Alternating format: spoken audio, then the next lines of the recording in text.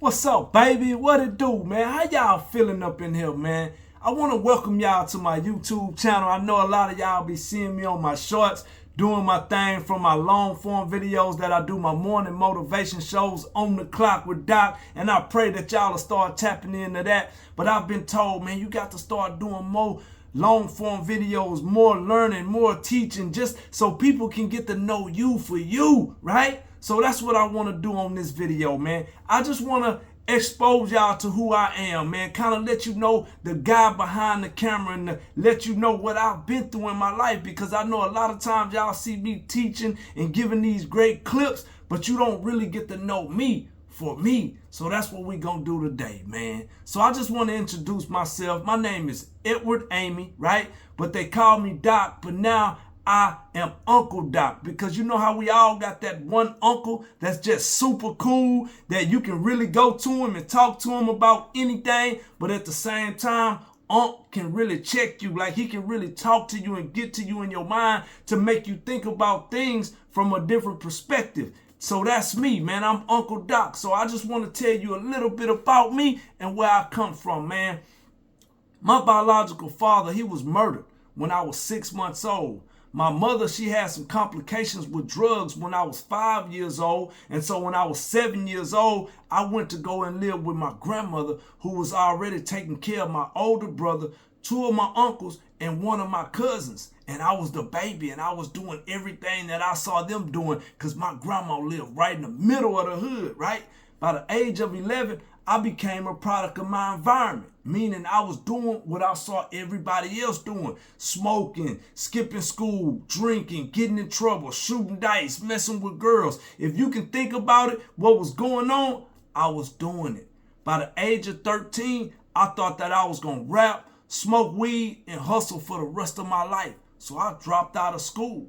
By the age of 17, I had 2 girls pregnant, and by the age of 21, I was on my first trip to prison. I went down to Bridgeport, Texas, right over there by like Dallas and Fort Worth area, right?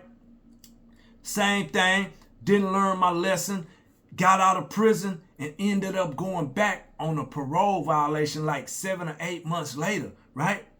Still nothing. In jail, just trying to figure out how I was going to become a smarter criminal so I could, figure out what I wanted to do, but still not learning to do the right thing. So in 2005, they had Hurricane Katrina. They had a big influx of evacuees that came down here. And if you think about it, back then, New Orleans was murder capital of the world. So when they came here, they was just basically robbing the drug dealers and doing all of these crazy things. And so one night, my partner woke me up and asked me to walk to the store with him. And I walked to the store with him. And on the way back from the store, man, the laws pulled up on us, tried to arrest us, told me freeze. I took off running. I had a gun on me. My gun fell out my back pocket, hit my shoe, knocked my shoe off. Long story short, I ended up going back to prison on a 5-year sentence for unlawful possession of a firearm by a convicted felon. So here I am sitting in prison on East Ham Unit in Lovelady, Texas, cleaning hog mess as a job. You hear me? Man, these people had me on East Ham Unit cleaning up hog mess as a job. And I can just remember my kids growing up.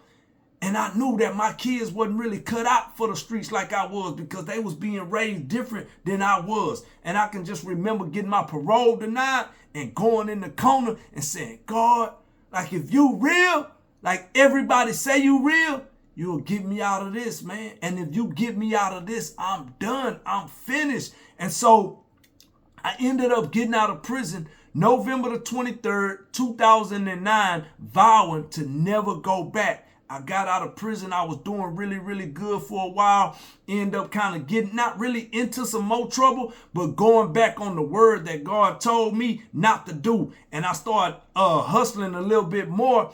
And I can remember one day I was going through my closet, getting something out, and a box fell. And when that box fell, it was everything from prison. It was my letters, my commissary slips, my pictures, everything from prison, almost like a reminder. And when I went to pick it up, it's like I heard God say, "What are you doing? I thought I wasn't going to have to worry about you." And it was in that moment that I vowed that I was going to turn my life around and I was going to start being the change that I wanted to see. And I was going to start working with the youth in my community, the young men that may be going down the wrong road. So if you've hit this channel, if you've came across this channel, it ain't by coincidence and it ain't by surprise. I'm going to be one of the top motivational speakers in the world to show the whole world. It don't matter where you come from. It don't matter what you've been through, the color of your skin or the community you grew up in. None of that matters. The only thing that matters is what do you believe.